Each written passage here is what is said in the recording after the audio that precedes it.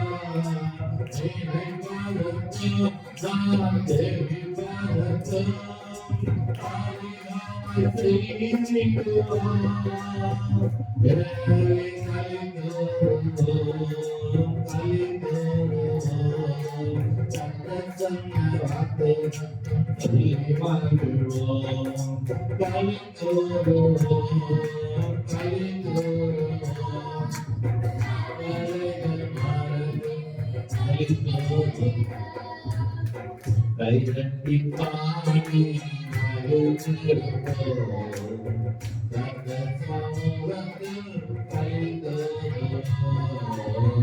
கைதட்டி பாடி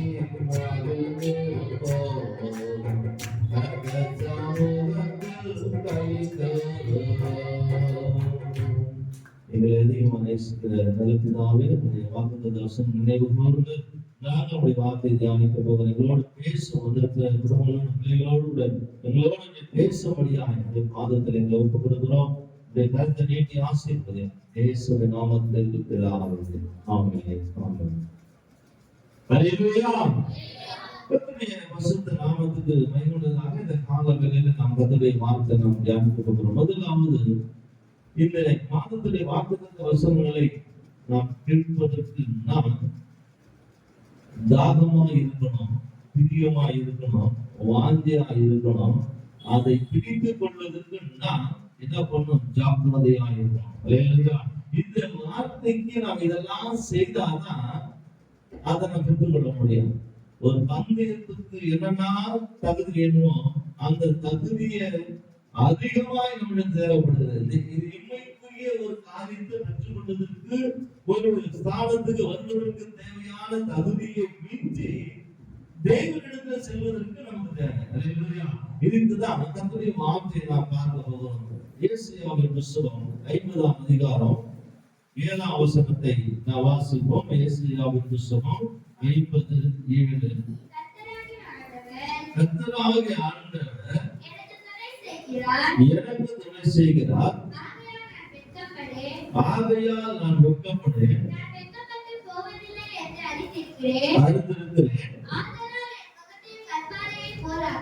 ஹல்லேலூயா, ஹல்லேலூயா.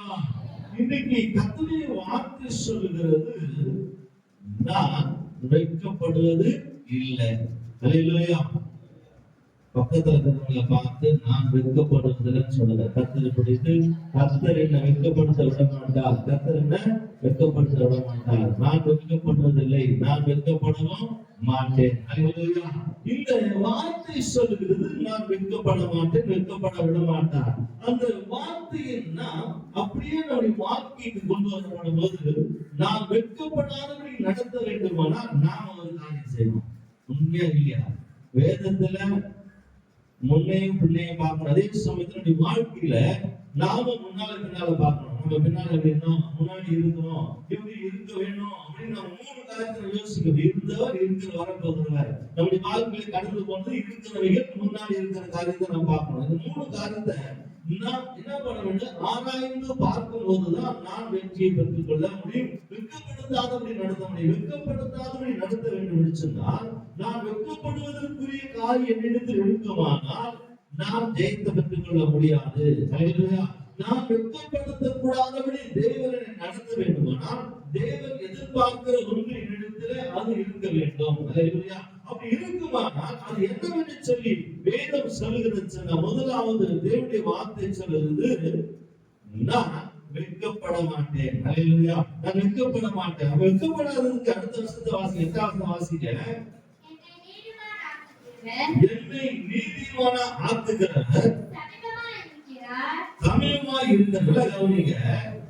நான் வெட்கப்படுத்தாதபடி நடத்துகிற தேவன் மாத்திரமல்ல, நான் வெட்கப்படுத்தாதபடி நடத்த வேண்டும் என்பதற்காக மாத்திரமல்ல, என்னை அவர் நீதிமானாய் மாற்றி இருக்கிறார். நான் இந்த உலகத்துல பின்னாடி பார்க்கிறேன். இப்போ நான் பின்னாடி பார்க்கிறேன். பின்னாடி நம்ம வாழ்க்கையில இருந்த அந்த எகிப்து போல வாழ்ந்து கொண்டிருந்த வாழ்க்கையை, என்னை வாழ்க்கையை மாற்றி என்ன செய்தார், நீதிமானாய் கொண்டு வந்து நிறுத்திருக்கிறார். இப்ப இருக்கிற இடத்துல என்ன தேவனாகிய கர்த்தர் நீதிமானாய் நிறுத்திருக்கிறார். அதுதான் சொல்றார், என்னை நீதிமானாய் என்ன பண்ணி இருக்கிறாங்க, மாற்றி இருக்கிறார். என்னோட வழக்காடுகிறவன் யார்? ஏகமாய் நிற்போமாக.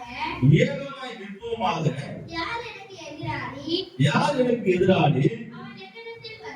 இப்ப வந்து முன்னாடி இருக்கிற காரியத்தை சொன்ன பாருங்க, பின்னாடி இருக்கிற காரியத்தை மாற்றி என்ன நீதிமான நிறுத்திருக்கிறார்.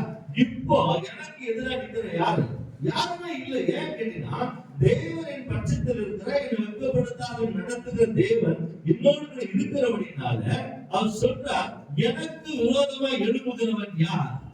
யாரும் எழுத முடியாது. ஏன்னா அவர் சொன்னாரு, நான் உன்னை விட்டு விலகுவதில்லை, உன்னை கைவிடுவதில்லை. அப்ப கைவிடாத தேவன் என்னோடு கூட இருக்கிறபடினால எனக்கு எதிராளி யாருமே இல்லை.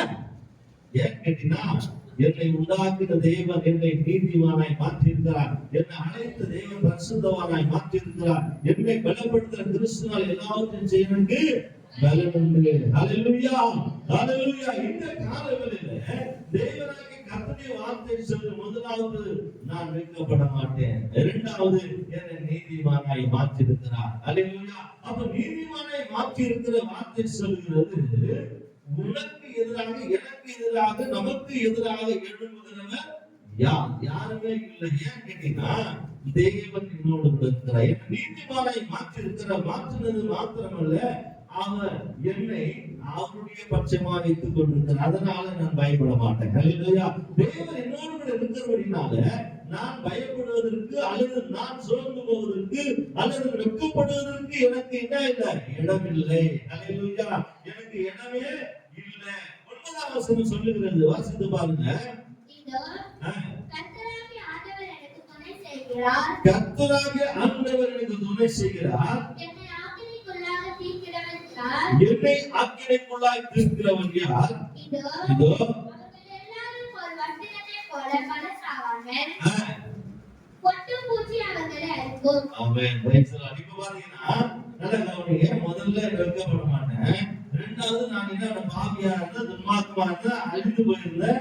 நான் ஒன்று உதவாத என்னை கொண்டு வந்து கர்த்தர் நீதிமானாக்கி என் பக்கத்துல வச்சிருந்தாரு. அப்பதான் சொல்றாரு, எனக்கு எதிராக நிற்கிறவன் யார்? எனக்கு ஒண்ணுமே செய்ய முடியாது. ஏன்னா அவர் பட்சத்தில் நான் மாறிவிட்டேன், அவரோடு கூட வந்துட்டேன். அதனால எனக்கு முன்புதான் இருக்கிற ஒன்று என்னை என்ன பண்ணாது, சேதப்படுத்தாது. சேதப்படுத்துவதற்கு என் தேவன் என்னை அனுமதிக்க மாட்டார். அல்லேலூயா. நான் சேதப்படுவதற்கோ, நான் சேதப்படுத்துவதற்கோ, அல்லது நான் துன்பப்படுத்துவதற்கோ, துன்பப்படுவதற்கோ என் தேவன் எனக்கு என்ன செய்ய மாட்டார், அனுமதிக்க மாட்டார். அல்லேலூயா. இது எப்பொழுது வர வேண்டும் என்று சொன்னா, நான் எங்கே இருக்கிறேன் என்பதை உணர்ந்தால் மாத்திரம்தான் இது வரும். அல்லேலூயா. நான் எங்கே இருக்கிறேன்? இப்போ நான் இங்க பின்னாடி பார்வனை போல இருந்தேன். ஆனா பார்வோனா இருந்த என்னை கர்த்தர் மாற்றி தேவனின் பட்சத்தில் இருக்கிறார். இப்போ நான் அவரோடு கூட என்ன பண்ண இருக்கிறேன்? முழுகி ஞானசானம் பெற்று தேவனுடைய பிள்ளையா இருக்கிற தேவனை நீதிமானாய் மாற்றி இருக்கிறார். இந்த மாற்றுவதற்குரிய காரியம் என்னிடத்தில் இருந்தபடினால தேவன் மேல் கரிசனை பாராட்டி எனக்கு உதவி செய்து என்னை அவர் பட்சமா வைத்திருக்கிறார். இப்போ எனக்கு எதிராய் நிற்பவன் யார், எனக்கு எதிராய் நிறுவனவன் யார் என்று சொல்லி பேசுகிறார். ஆனா நீ சரியா இருந்தாதான் அது நடக்கும். அல்லேலூயா. நீ சரியா இல்ல, நீ கர்த்தருக்கும் சரியில்லை, தேவனுக்கும் சரியில்லை, உனக்கும் நீ சரியில்லைன்னு சொன்னா கண்டிப்பா நடக்காது. அல்லேலூயா. நாம் இருக்க வேண்டியது இடத்துல இருந்தாதான் பாதுகாப்பு கிடைக்கும். அப்ப இருக்க வேண்டிய இடத்துல இல்லாதபடினால நம்முடைய வாழ்க்கையில பாதுகாப்பு கிடைக்கல. அல்லேலூயா. பாதுகாப்பு என்று சொன்னால் இன்னைக்கு பாருங்க வேதம் சொல்லுகிறது. அடுத்து நான் பார்க்கும்போது வேதத்தை நீங்க பார்க்கும்போது வேதம் சொல்லுகிறது, வாசித்து பாருங்க. யோபின் புஸ்தகத்துல சொல்லுகிறாரு. யோபின் புஸ்தகம் 1ஆம் அதிகாரம் 6ஆம் வசனத்தை வாசிங்க. யோபின் புஸ்தகம் 1ஆம் அதிகாரம் 6ஆம் வசனம். வந்து நின்றபோது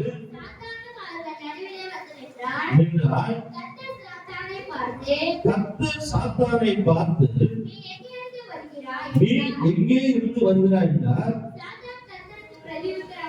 சாத்தான் கர்த்தருக்கு பிரதியுத்தரமாக பூமி எங்கு உலாவி என்றார்.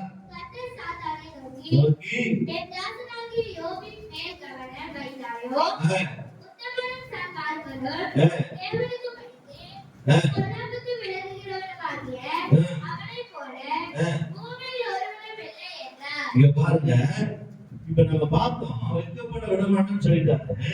அடுத்து அவர் பக்கத்துல கொண்டு வந்த நீதிமான மாற்றிட்டாரு. எனக்கு எதிராக நிற்பவன் யாருன்னு சொல்லியிருந்தாரு. அப்ப இவர்கள எனக்கு எதிராக நிற்பவன் யார் என்று சொன்னா யோபு தேவனோடு இருந்தபடினால அவனுக்கு எதிராக நிற்க யாராலும் முடியல. ஏன் முடியலன்னா கர்த்தர் பட்சத்தில் இருக்கிறான். சாத்தான் சொல்றான் நீ இப்படி இருக்கிற. நல்லா கவனிச்சு பாருங்க. இன்னைக்கு நாம கர்த்தருடைய வார்த்தையை தியானிக்கணும். நாம ஏதோ வந்தோம் கேட்டோம் உட்கார்ந்தெல்லாம் போக முடியாது. கர்த்தருடைய வார்த்தைக்கு நாம் இன்னைக்கு எந்த அளவுக்கு ஆர்வமாய் எந்த அளவுக்கு நாம் உட்புகுந்து கர்த்தருடைய வார்த்தைக்குள்ள வருகிறோமோ அப்பொழுதுதான் நம்முடைய வாழ்க்கையில ஜெயம் உண்டாகும், விடுதலை உண்டாகும், ஆசீர்வாதம் உண்டாகும், செழிப்பு உண்டாகும், மகிமை உண்டாகும். நல்லா கவனிங்க. செழிப்பு, ஆசீர்வாதம், மகிழ்ச்சி எல்லாமே கர்த்தர் வச்சுட்டார். நல்லா கவனிங்க. கர்த்தர் எல்லாவற்றையும் வைத்துதான் மனிதனை உண்டாக்கினார். ஆனா மனிதன் தனி வாழ்க்கையில செய்த தவறினால அந்த தவறை அந்த ஆசீர்வாதத்தை இழந்து கொண்டு போனால் இழந்தால் அதை மறுபடியுமா தேவன் பெற்றுக் கொள்வதற்கு தன் ஜீவனை தந்து மனிதனை தன்பட்சமாய் இப்போது கொண்டு வந்திருக்கிறார். தன்பட்சமாய் கொண்டு வந்திருக்கிற தேவனுடைய வார்த்தை சொல்லுகிறது, உனக்கு எதிராய் நிற்பவன் யார், உனக்கு எதிராய் எழுதுகிறவன் யார், அவர் என் பக்கம் கொண்டு வா, நான் பார்க்கிறேன் அப்படின்னு சொன்னார். அல்லேலூயா. அவன் ஒன்றும் செய்யவில்லை. ஏன்னா அவனால ஒன்றுமே உன்னை செய்ய முடியாது. ஏன்னா நான் பக்கத்துல இருக்கிறேன். அல்லேலூயா. நான் உன்னோடு கூட இருக்கிறேன். அதான் சொல்ற கூடவே வரும் ஓ இயேசுவே இல்லாமல் நாம் வாழ முடியாது. பக்கத்திலே வரும் ஓ இயேசுவே இல்லாமல் நாம் வாழ முடியாது.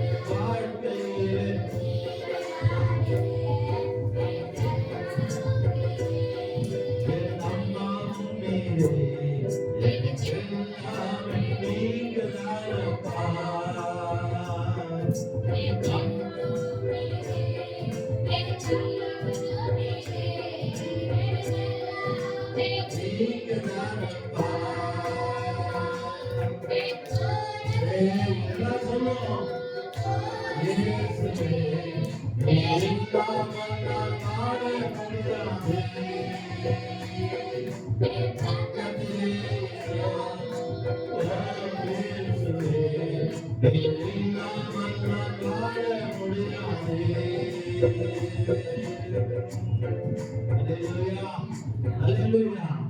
நீ கூட இருந்தா யாருமே எனக்கு ஒன்றும் செய்ய முடியாது. ஏன்னா ராஜாதி ராஜா உயிர்த்தெழுந்த தெய்வம் நம்மோடு கூட இருக்கிறபடினால நம்ம ஒன்றுமே செய்ய முடியாது. கரங்களை தட்டி கர்த்தரை மகிமைப்படுத்துவோம். வேதம் சொல்லுகிறது, அங்கே நாம் பார்க்கும்போது கர்த்தர் வெட்கப்படுத்தாத நடத்துகிறவர், அவர் நீதிமானை மாற்றி இருக்கிறார். அவர் பக்கத்தில் நான் இருக்கிறபடினால எனக்கு எதிராய் நிற்பவர், எனக்கு விரோதமாய் எழும்புகிறவர், எனக்கு விரோதமாய் என் வாழ்க்கை குடும்பம் சரீரத்தை எல்லாத்துக்கும் விரோதமாய் எழும்புகிறவர் யார் என்று சொல்லி அங்கே சொல்லுகிறார். அதற்காகத்தான் சொல்லுகிறேன். எங்க சொல்றாரு பாத்தீங்கன்னா, அங்க சொல்றா யோபுடைய கதையில சொல்றாரு, என்னுடைய தாசனுக்கு வந்து பத்து வாசி 8 வாசிங்க. யோபு 1:8 சாத்தானை நோக்கி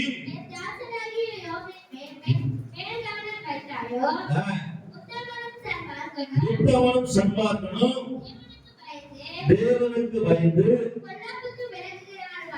பொல்லாப்புக்கு விலகுகிறவனாகிய அவனைப் போல ஒருவனும் இல்லை என்றார். பாத்தீங்களா, அவனைப் போல பூமியில ஒருவனும் இல்லை. ஹல்லேலூயா.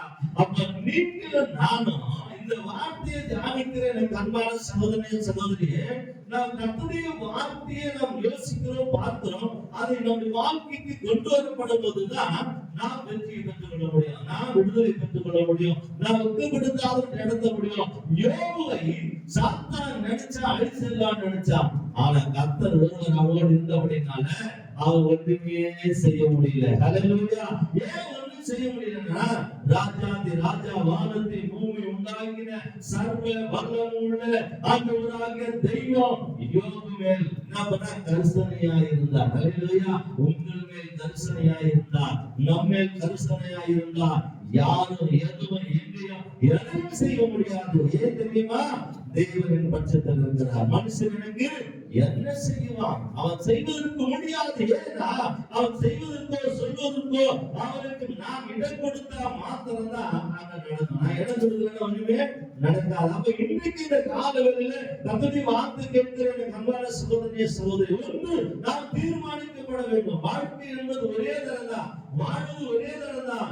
இந்த ஒரே தரம் வாழ்க்கையில வாழ்கிற வாழ்க்கை ஒன்று, நாம் வாழ்கிற வாழ்க்கை மகிமையா இருக்கணும். ஒன்று, நான் வாழ வேண்டிய இடத்துக்கு போக வேண்டிய இடத்துக்கு நான் போவதில்லை காணப்பட வேண்டும். மூன்றாவதாய் நாம் சுகமாய் வாழ வேண்டும். வேதம் சொல்லுகிறது, ஆத்துமா வாழ்வது போல எல்லாவற்றிலும் வாழ்ந்து சுகமாய் இருக்க.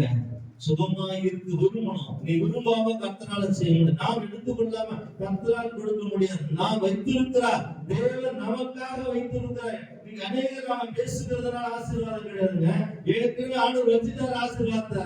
அதை எடுத்துக்கொள்ளது உங்ககிட்ட எங்கிட்ட தான் இருக்குது. அதை எடுத்துக்கொள்ள முடியாதபடினால இன்னைக்கு நாம் எத்தனையோ ஜனங்கள், எத்தனையோ குடும்பங்கள் சாக்கு சொல்லி கொண்டிருக்கிறாங்க. சாக்கெல்லாம் கர்த்தர்கிட்ட ஒண்ணும் சொல்லாது. நீ சொல்லு, கர்த்தர் எனக்காக யாவையும் செய்து முடிப்பார். ஹல்லேலூயா. அவர் சொல்லாத கட்டிட நிற்கும். அப்படி வார்த்தைக்கு வல்லவன் உண்டு. அவர் சொன்னாரு அப்படியே நடக்கும். அவர் சொல்லட்டா நடக்கவே நடக்காது. ஹல்லேலூயா. தெய்வம் உன் பட்சத்தில் இருந்தார் சொன்னா கர்த்தர் நீதிமானை மாற்றி இருக்கிறார். அதுதான் சொல்லுகிறார். யோபுடைய வார்த்தையில் சொல்லப்படுகிறது, உன்னால ஒண்ணுமே செய்ய முடியாது. அடுத்து நான் பார்க்கிற வர்த்தமானம் வாசிங்க. அதற்கு சாத்தான் கர்த்தருக்கு பிரதியுத்தரமாக, யோபு விருதாவாக பயந்து நடக்கிறான். நீ அவனையும் அவன் வீட்டையும்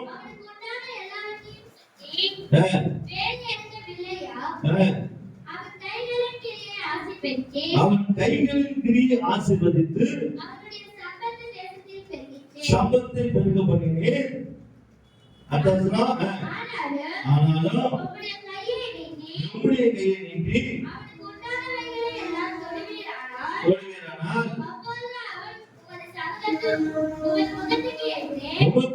முகத்துக்கு எதிரே. இப்ப பாத்தீங்களா எப்படி எங்க இருந்தா பாருங்க. சொல்றான், நீ சும்மா அவ்வளவு பண்ற, அவனை ஆசீர்வதிக்கிற, அவன் சரீரத்தை, குடும்பத்தை, வாழ்க்கை எல்லாத்தையும் ஆசீர்வதிக்கிற. நீ ஆசீர்வதிக்கிறதுனாலதான் அவன் சந்தோஷமா இருக்கிறான்.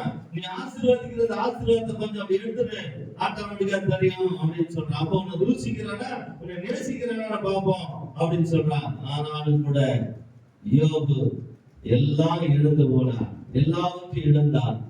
ஆனாலும் மனைவி சொல்லுகிறார், யோ எதுக்கு அந்த ஜீவனை வச்சுக்கிற, என்ன பண்ணு, தேவனை தூஷித்து ஜீவனை விடு, செத்து போ.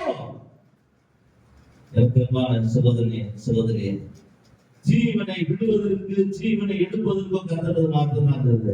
நாம எப்படி தோட்டம் நாம எடுத்ததெல்லாம் கிடையாது. கர்த்தர் ஒருவர் சொன்னாதான் நடக்கும், அவர் சொன்னாதான் எல்லாமே ஆகும். அதனாலதான் சொல்றா நன்மையை பெற்றுக்கொண்ட, நன்மை அனுபவித்த, நன்மையை நான் பெற்றுக்கொண்டு இவ்வளவு நாள் வாழ்ந்த நான் இப்பொழுது பாடை நான் ஏற்றுக்கொண்டு நான் ஆக வேண்டும் என்று சொல்லுகிறான். அல்லேலூயா.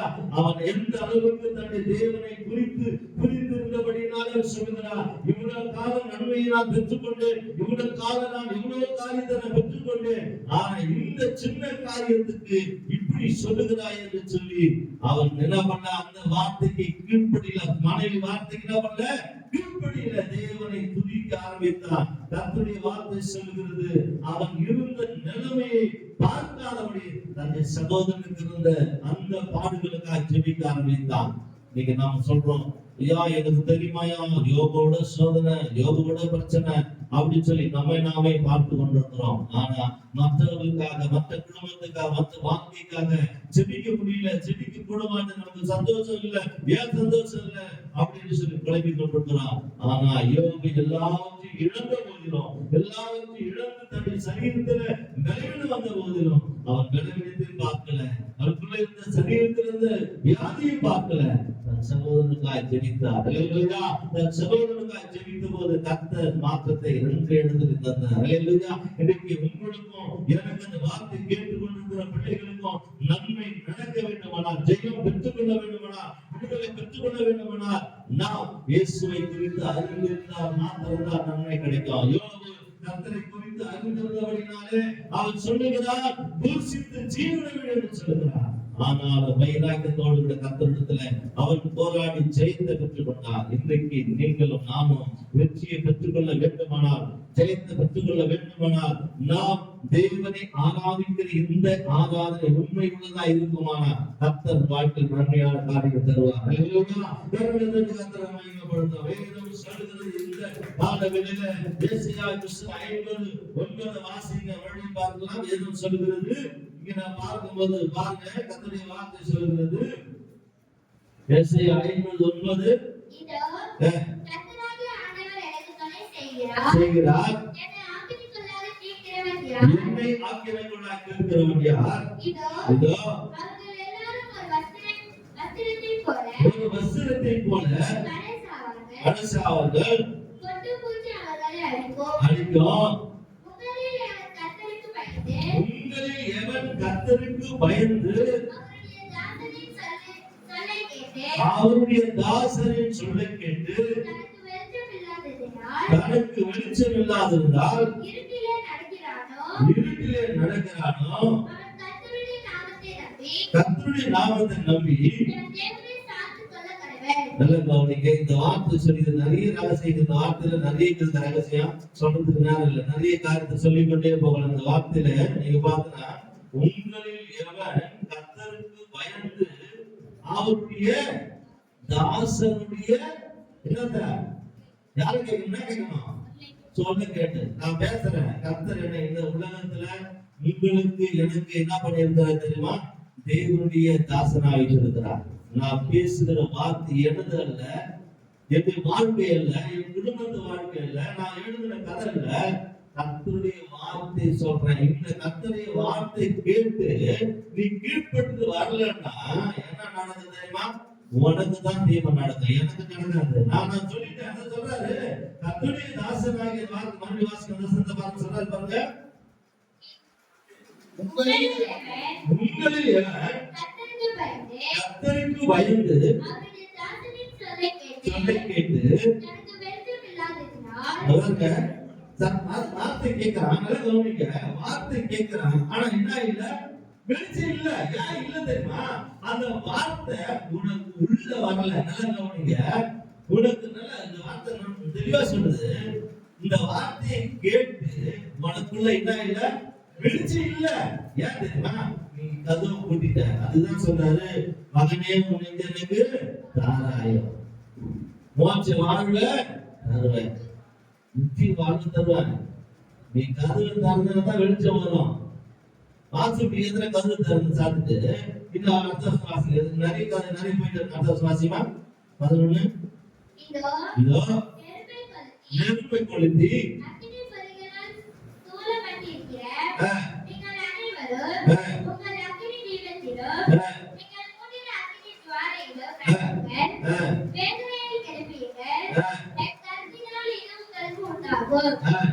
நல்லா கவனிங்க. சொல்றாரு, நீங்க நெருப்பு கொளுத்தி வச்சுட்டா சூடு பண்ணாலும் நாங்க அக்னி இல்ல, அது பார்க்கறதுதான் தெரியுது. ஆனா வாழ்க்கையில என்ன வெளிச்சம் இல்ல, இருளா இருக்குது. ஏன் தெரியுமா? இருளா இருக்கிறது காரணம் என்னன்னு கேட்டீங்கன்னா, அது எரியுது, சூடா இருக்கு, நல்லா திகுதுன்னு தெரியுது. ஆனா உணவுக்குள்ள வெளிச்சம் இல்ல. வெளியதான் தெரியுது, அது உள்ளுக்குள்ள இல்ல. ஒரு வாழ்க்கையில வெளிச்சம் வரல. சத்தியத்தை அறிவிட்டு சத்தியம் கூட விடுதலையாக்கும். சத்தியத்தை அறிந்தாதான் விடுதலையாக்கும். சத்தியம் உனக்குள்ள போகலன்னா இருந்தாக்கு வேதம் சொல்கிறது, ஆண்டவராக இயேசு கிறிஸ்து ஒளியா இருக்கிறார். அல்லேலூயா. ஆண்டவராக இயேசு கிறிஸ்து என்ன இருக்கிறாங்க? ஒளியா இருக்கிறார். அவர்கிட்ட என்ன இல்ல? இருள் இல்ல. அவர் ஒளியா இருக்கிறதுனால இருள் இல்ல. இந்த வார்த்தை நம்மிடத்தில் இருக்குமானா இருள் நமக்குள்ள இருக்காது. அப்போ தன்னுடைய தாசனாகிய தேவனுடைய பிள்ளைகள் தேவனுடைய வார்த்தை சொல்லும் போது அதை கேட்டு அதன்படி நடந்தீங்கன்னா உன் வாழ்க்கையில இருள் இருக்காது, உன் குடும்பத்துல இருள் இருக்காது, பிரச்சனை இருக்காது, போராட்டம் இருக்காது, நிந்தை இருக்காது. ஆனா வர மாதிரி இந்த நிலை கவனிங்க, எல்லாமே வர மாதிரி தெரியும், ஆனா எதுவுமே உன் வாழ்க்கையில நிலைத்திருக்க முடியாது. ஏன்னா இருளை உணர்த்துகிற, இருளை மாற்றுகிற, இருளை வெளியே அனுப்புகிற இந்த வார்த்தை உனக்குள் வரும்போது இந்த வார்த்தை உன்னை வெளிச்சத்துக்குள்ள கொண்டு வந்துடும். அல்லேலூயா. உன் இருளெல்லாம் மாறிடும், உன்னுடைய வாழ்க்கையில இருக்கிற எல்லாமே மாறிடும். கட்டப்பட்ட மனிதரெல்லாம் கட்டவிழ்க்கப்பட வேண்டும். கட்டப்பட்ட மனிதரெல்லாம் கட்டவிழ்க்கப்பட வேண்டும். காயப்பட்ட மனிதரெல்லாம் கல்வாரி வாழ வேண்டும். கர்த்தர் உம்மை காண வேண்டும். காயப்பட்ட மனிதரெல்லாம் கல்வாரி வாழ வேண்டும். கர்த்தர் உம்மை காண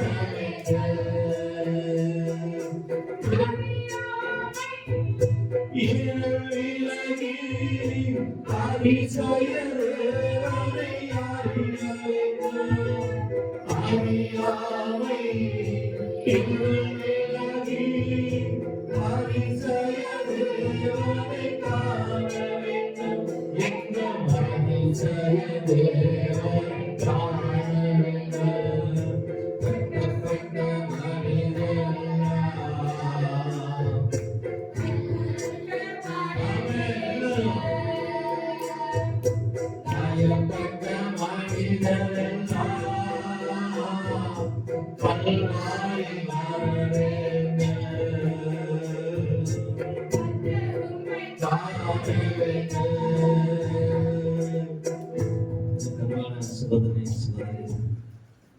உன்னுடைய வெளிச்சத்துக்குள்ள நீ வரணும்னா நீ இருக்கிற கட்டுல இருந்து உள்ளே வரணும்.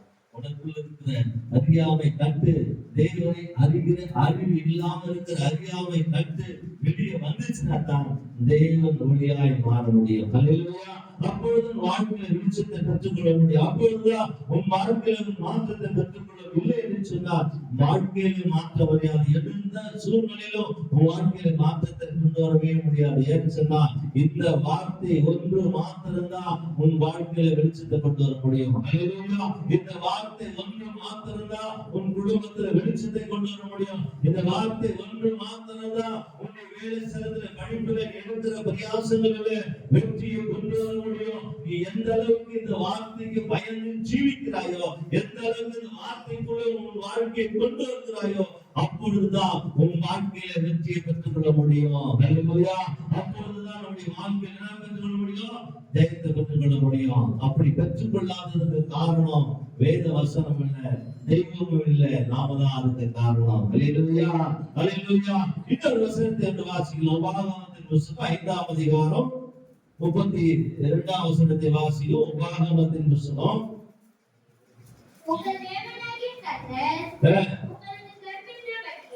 உங்களுக்கு கற்பித்தபடியே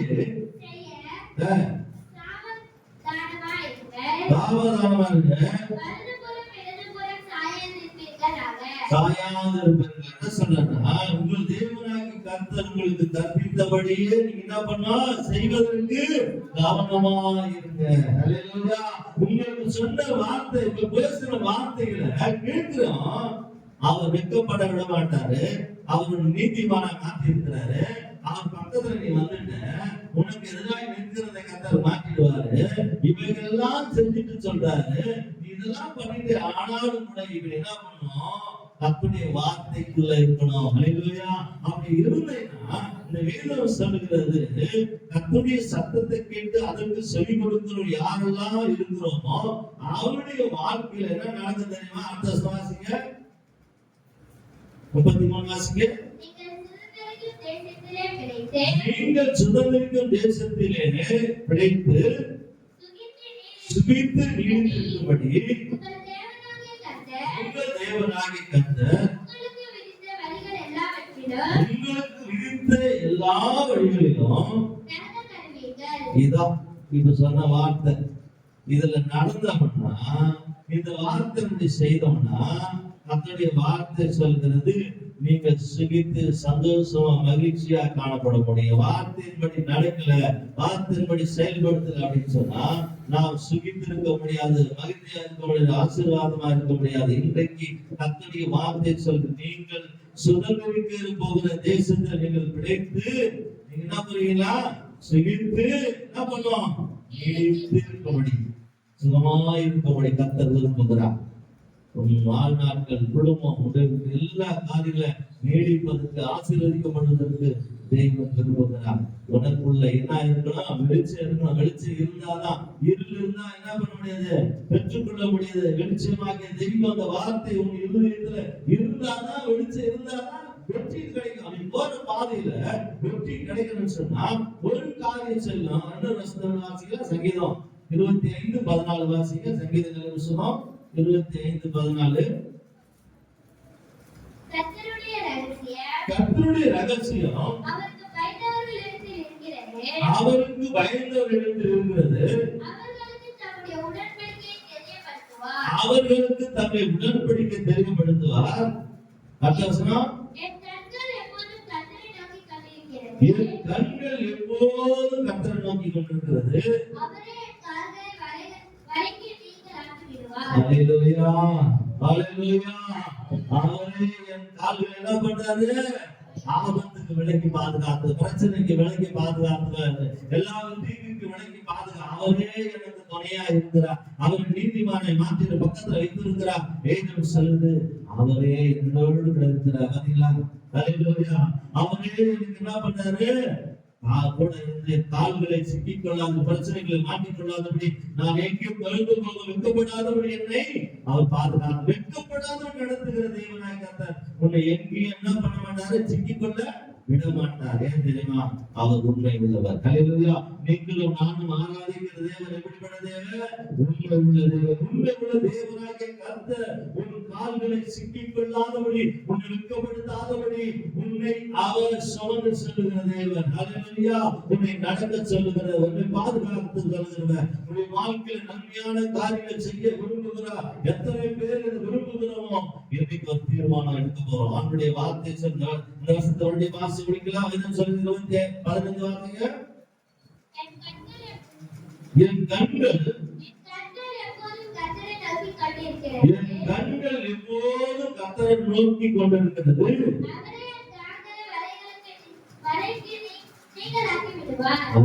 எங்க இருக்கணுமா? எங்க இருக்கணும் கண்கள்? கர்த்தர் மேல இருக்கணும். கர்த்தர் மேல இருந்தாதான் கர்த்தர் உன்னை என்ன பண்ணாரு தெரியுமா? வெட்கப்படுத்தாத நடத்துவாரு. உன்னை என்ன சேதப்படுத்தாத நடத்துவார். உன்னை பிரச்சனைக்குள்ள போகாத நடத்துவார். உன் கண்கள் வேற இடத்துல இருந்துச்சுன்னா நடக்காது. அதுதான் பாடினாரு. கண்கள் மேல என்ன பண்ண, பொருட்கள் மேல கண்ணு போச்சுன்னா போய் செய்யாத அபிஷேகம்.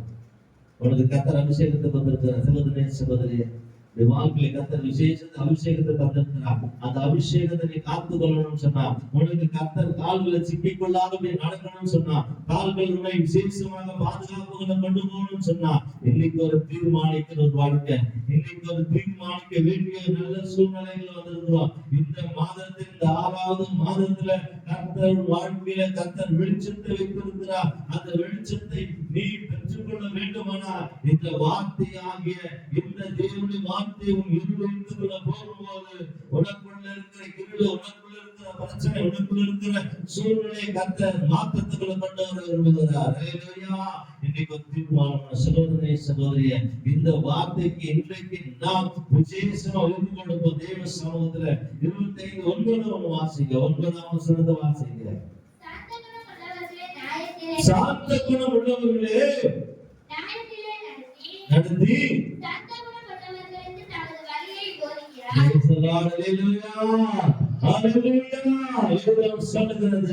அவருடைய வார்த்தை சொல்கிறது, உன்னை சிக்கிக் கொள்ளாதபடி கர்த்தர் யாரை அவர் நோக்கி பார்க்கிறவர்களை சிக்கிக் கொள்ளாதபடி நடத்துகிறார். சாந்த குணம் உள்ளவர்களை கர்த்தர் என்ன பண்றாரா? நியாயத்தில் என்ன செய்யறாரு? வழியை போதிக்கிறார். அவர் நான் எப்படி நடக்கணும்னு சொன்னாருங்க, சிக்கிக் கொள்ளாதபடி பாதுகாத்துக் கொள்ளுங்க. உன்னை நடக்க சொல்லி வழி சொல்லி கொடுக்கிற தேவன் ஒருவர் இருக்கிறார். மனுஷன் சொல்லுகிற வழி, உலகம் சொல்லுகிற வழி, உன்னை படிப்பு சொல்லுகிற வழி, நல்லா படிக்கணும், டாக்டர் ஆகும், என்ஜினியர் ஆகும், எல்லாம் அதெல்லாம் தேவைதான். ஆனா முதலாவது கர்த்தருடைய வழியை நீ கற்றுக்கொண்டால் மாத்திரம்தான் நல்ல வழியில போய் சேர முடியும். நல்ல வழியில நாம் போகணும்னு சொன்னா, இன்றைக்கு தேவனுடைய வார்த்தையாக இந்த வார்த்தை உன் இருதயத்தில் இருக்குமானா உன் கால்கள் சிக்கிக் கொள்ளாதபடி நல்ல வழியில கொண்டு போவார். அல்லேலூயா. நல்ல வழியில தேவன் கொண்டு போவார். எல்லாம் இருக்கிறது எழுந்து ஆழத்துல கேட்கும், ஆண்டவரே நான் கால்களை சிக்கிக் கொள்ளாதபடி என் வழிகளை நான் போதித்து நடத்த வேண்டிய எந்த வழியில நடத்த வேண்டும் என்பதை எனக்கு நான் காண்பியும் என்று சொல்லி இன்னைக்கு ஒரு தீர்மானம் ஆண்டுடைய சமூகத்துல எல்லாரும் எனக்கு அன்பான சகோதரனே சகோதரி, இந்த காலவெளியில கர்த்தருடைய வார்த்தை கேட்கிற நாம, கர்த்தருடைய வார்த்தை கேட்ட நாம இன்னைக்கு ஒரு தீர்மானத்துக்குள்ள வருவோம். ஹல்லேலூயா.